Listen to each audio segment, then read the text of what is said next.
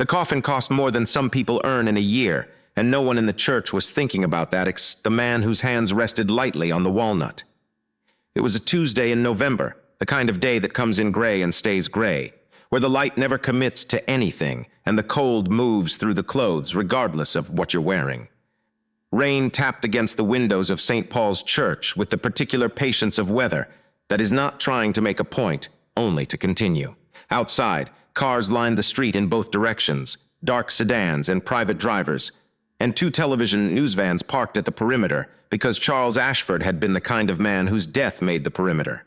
He had owned hotels and a regional bank and a portfolio of office towers in 4 cities and a fund management company that had compounded quietly for 40 years, until it was worth a number that most people encountered only in national debt conversations.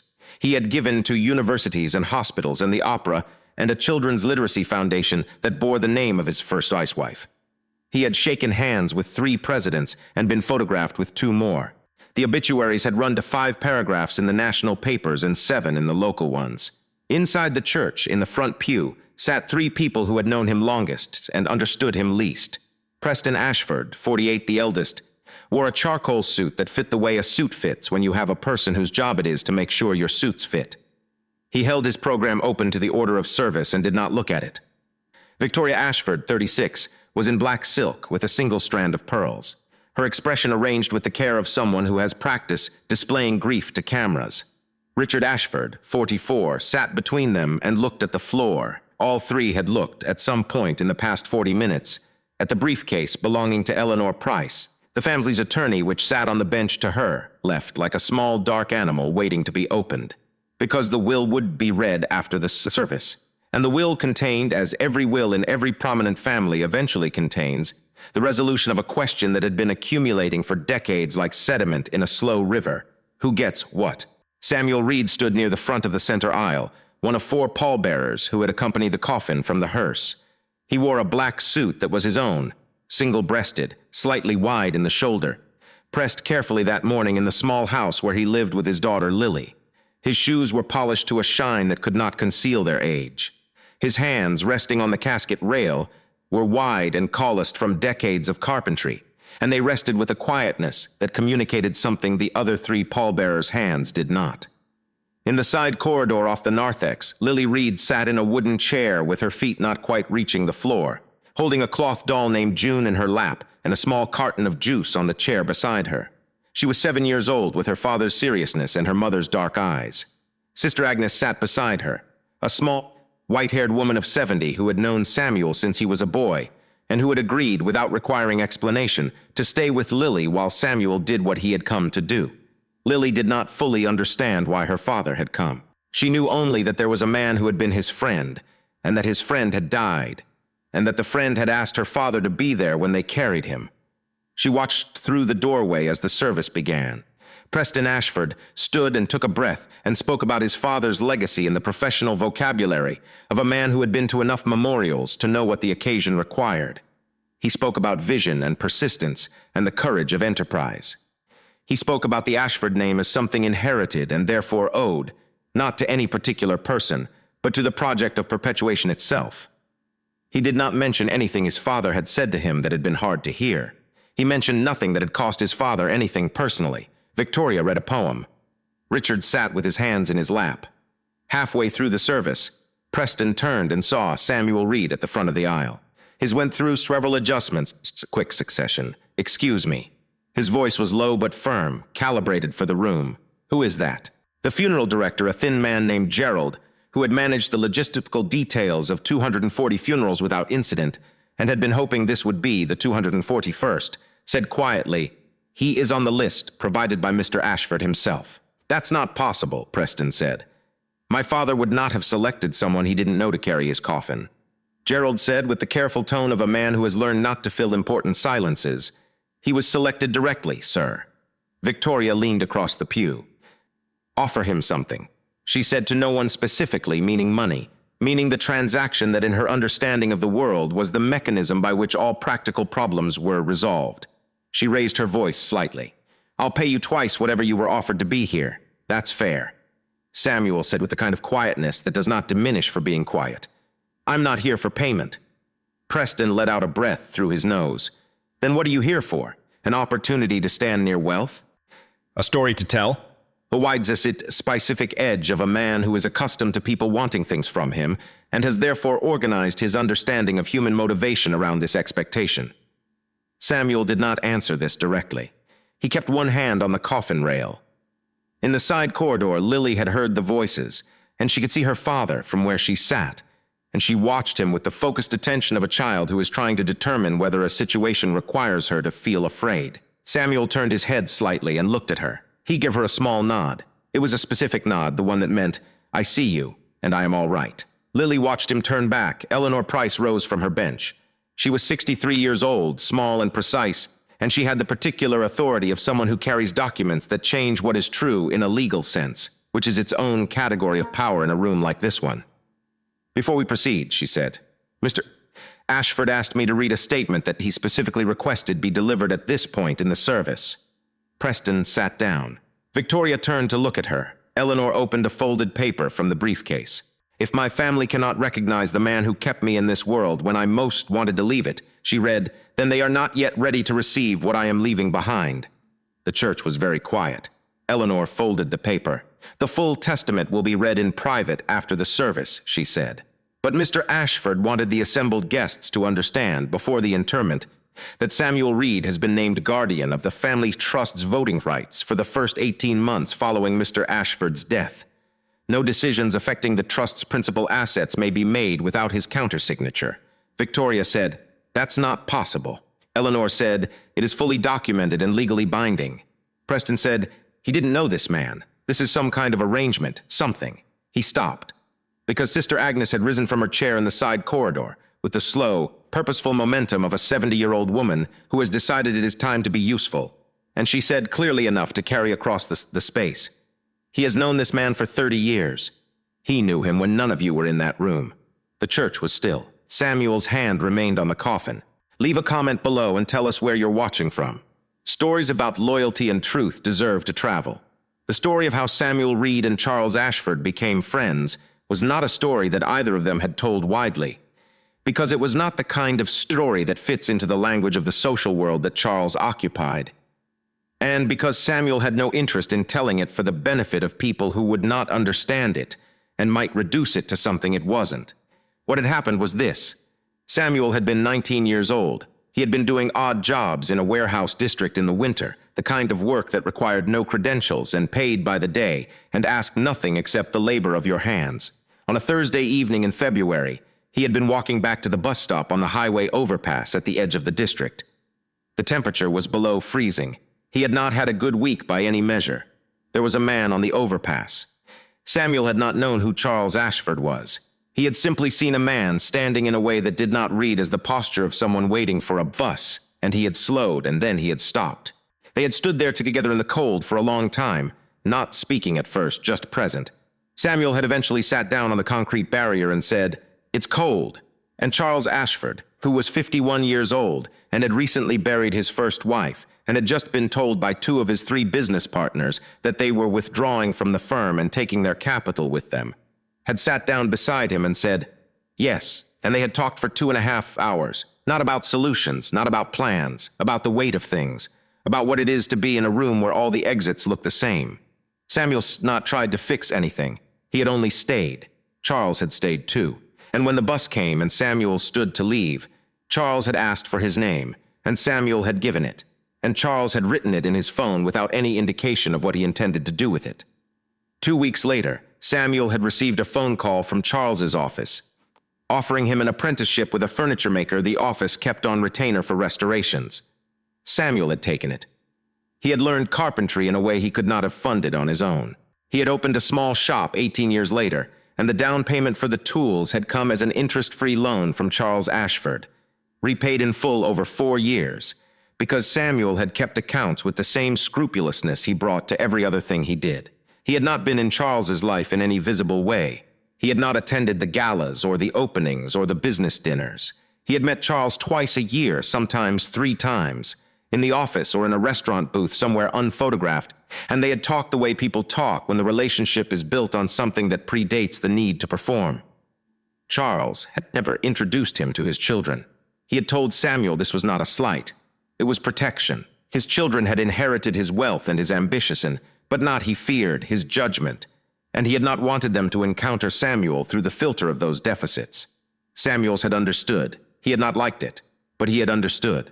Mara, his wife, who had been a third-grade teacher, a woman of profound common sense and deep patience and a specific gift for seeing past what people presented to what they actually were, had listened to him explain this arrangement once, sitting at the kitchen table in their house, and had said, "His choice of you is his own. You don't owe the world the explanation of why he made it."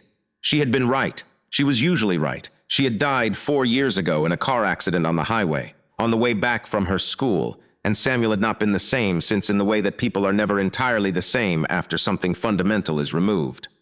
But he had continued. He ran his shop. He raised Lily. He went to Charles's office twice a year and sat in the booth and talked about the weight of things. When Charles had called, 8 months before his death, to say that he was dying and that he wanted Samuel to serve as guardian trustee, to be the check on his children's worst impulses in the period immediately after he was gone. Samuel had said what he always said when Charles asked him for something. "What does this cost me?" Charles had said, "Probably a significant amount of your peace." Samuel had said, "Tell me the term." 18 months. 1 year and a half in which no significant trust decision could be made without Samuel's signature. No sale of the Ashford House project, a community support center that Charles had been planning for 6 years, and that Preston had been quietly lobbying against because it was, in Preston's accounting, sentimental land use. No restructuring of the principal holdings. No changes to the investment mandate. A year and a half to give Charles's children the opportunity to look at what their father had actually built and decide whether they were going to take care of it or dismantle it. Samuel had accepted. He had told Lily he would be doing some work for an old friend for a while, and that it might require some evenings and some patience, and Lily had said, "Okay, Daddy," with the equanimity of a 7-year-old who trusts the information her father gives her, even when it is incomplete.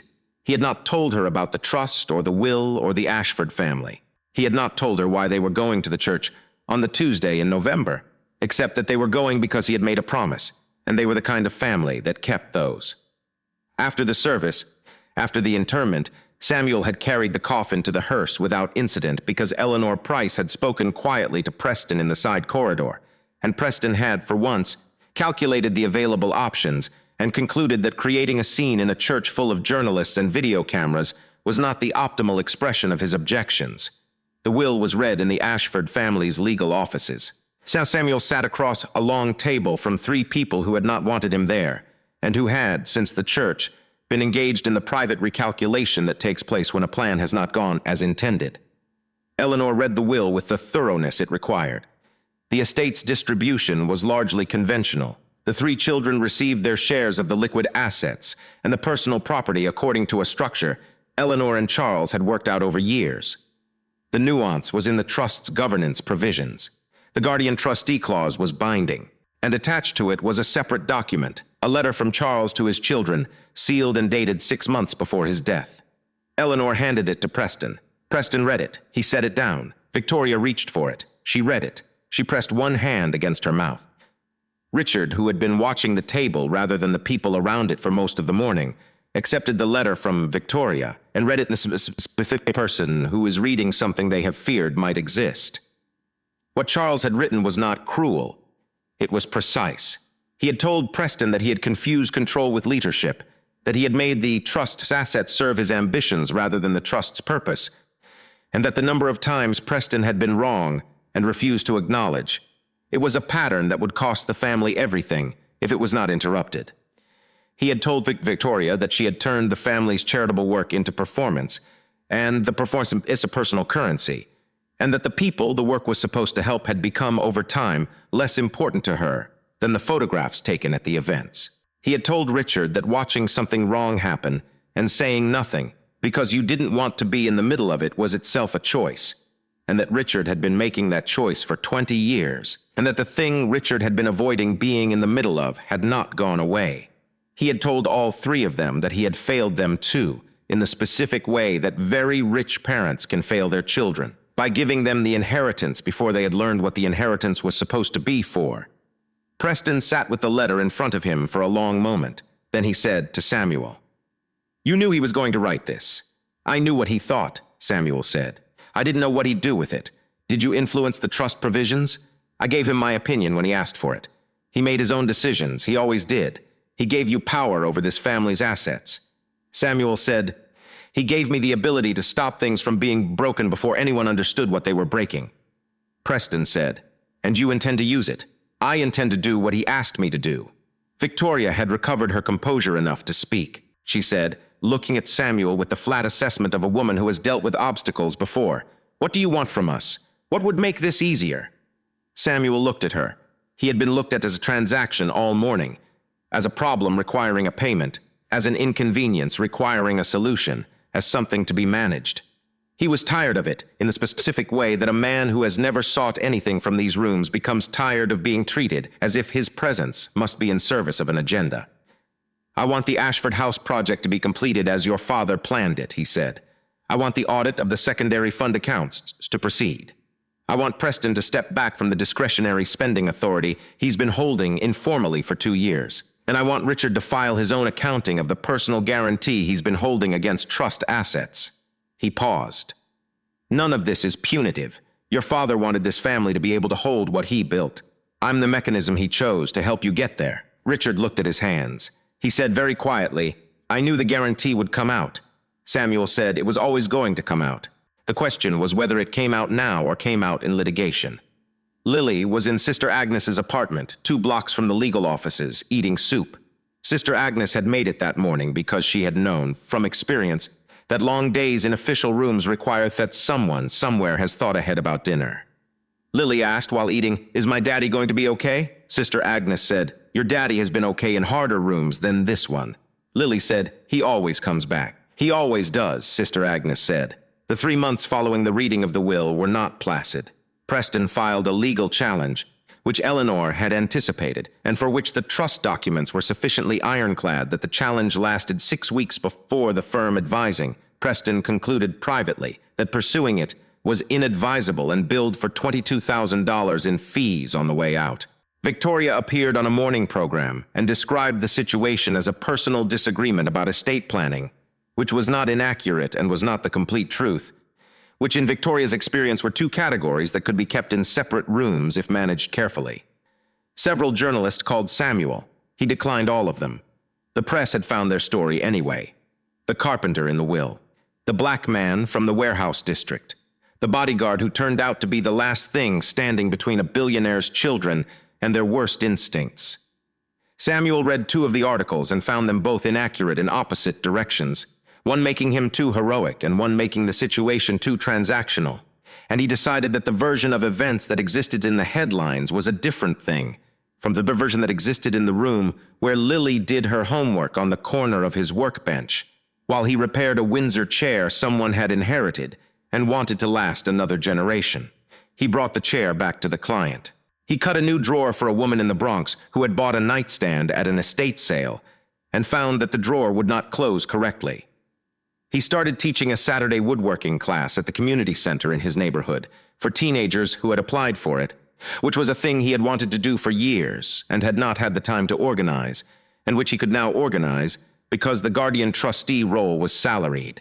The trust paid a modest administrative fee for the position, and the extra income had created some room. Lily was in the class too. She was the youngest, and she was also the most focused, and she could already make a decent dovetail joint by the time the other students were still struggling with their saw technique.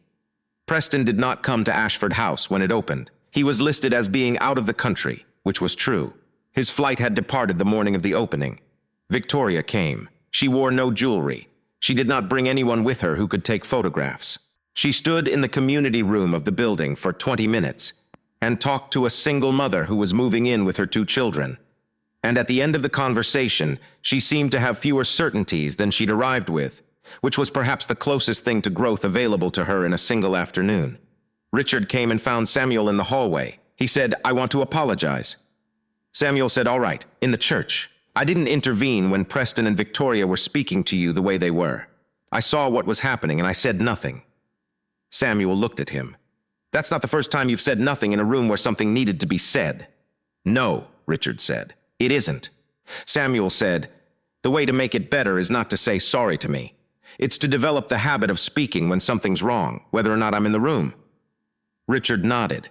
He looked as if there was something further he might say, and then thought better of it, which was either restraint or cowardice, and time would be the measure of which. On a Saturday in early spring, Samuel took Lily to the cemetery where Charles Ashford was buried.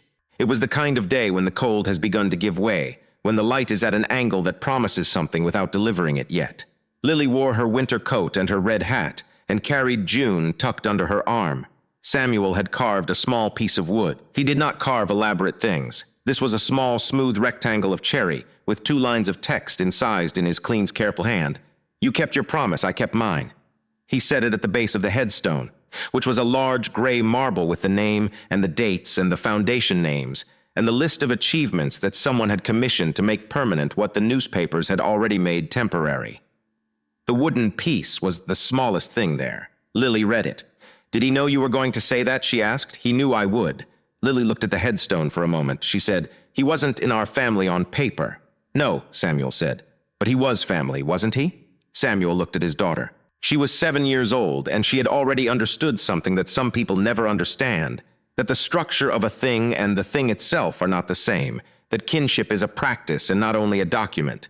"Yes," he said. "Some people become family by not leaving." Lily considered this. She placed June briefly on top of the carved piece of wood, in the specific gesture of a child who wants to give something to a place even when the thing is not available to be received. And then she picked June back up and held her to her chest. She took her father's hand on the way back to the car. That spring, Ashford House opened its service programs. The woodworking class met on Tuesdays. The financial counseling office was staffed 2 evenings a week. The children's study room had a tutor on Thursday afternoons. A kitchen ran 3 community meals per week, funded by a combination of trust allocation and a grant that Samuel had applied for and received, because grant applications require the ability to read documents carefully and argue their merit clearly, which were things Samuel had been doing for decades without anyone in the Ashford family's social world having noticed. A teenager in the woodworking class, a 15-year-old named Darnell, asked Samuel one Tuesday if it was true that he had control over a billion-dollar family. Samuel said, "I have the ability to stop some things from being decided before they're understood." Darnell said, "That sounds like control." Samuel handed him a piece of cherry wood and said, "It sounds like that from the outside inside. It mostly feels like being responsible for something that matters to someone who trusted you." Darnell looked at the wood. He said, "Was it worth it?" "Like the work," Samuel said. "Working for someone's trust is always worth it. Being given their money is just being given their money." Darnell did not entirely understand this, but yet he wrote it in his phone's notes because it seemed like the kind of thing that would make more sense over time. Lily was at the end of the workbench, sanding a small ball box she was making for her teacher. She looked up and heard what her father said and went back to sanding, which was its own form of agreement. There are people who spend their lives at the center of rooms, who are named in the program and photographed at the table, and understood to be the ones whose presence defines the occasion. And there are people who have been in the room for 30 years, in the cold and in the silence, and in the conversations that no one overhears, who have never needed to be in the program because their presence was not a performance. Samuel Reed stood near a walnut coffin in a church on a Tuesday morning, and what the people in the front pew saw was a man who did not belong there. What they saw was a category error, a person in the wrong place, a working man's hands on the rail of a rich man's funeral. They were looking at the suit and the shoes and the way that poverty leaves its marks on the body even when poverty has been replaced with something else. And they were making a calculation so fast they were not aware of making it. They did not see the 30 years. They did not see the overpass in the cold February and the boy who had sat down and stayed. They did not see the loan repaid in full, the visits in the unphotographed restaurant booth, the phone calls at 11 at night when Charles was in the particular darkness that very powerful people also sometimes enter and need someone to sit with them in it. They did not see the man Charles Ashford had actually trusted, as opposed to the men he had employed and the children he had raised and the partners who had made money alongside him. Trust is different from all those things. It is built slowly in cold places when there was no reason to stay, and someone stayed anyway. Say Samuel Reed had stayed. And Charles Ashford, who had lived in the world of wealth long enough to know the difference between people who stayed for what they could get and people who stayed for the person, had made his decision accordingly. Lily Reed learned something that day in the church, and at the reading of the will, and in the months that followed. She was 7 years old, and it would take years for the full meaning of it to reach her, but she felt its shape already. Her father was not powerful because a billionaire had named him in a document. He was powerful before any document existed. He had been powerful in the cold on an overpass when no one was watching. He had been powerful in the small acts of every ordinary day. The careful work, the kept promises, the way he made people feel that what they were doing mattered even when the room made them feel that they didn't. Power that requires an audience is not the same thing as power that operates when no one is looking. Her father had the second kind, and she was beginning to understand that this was the rarer gift.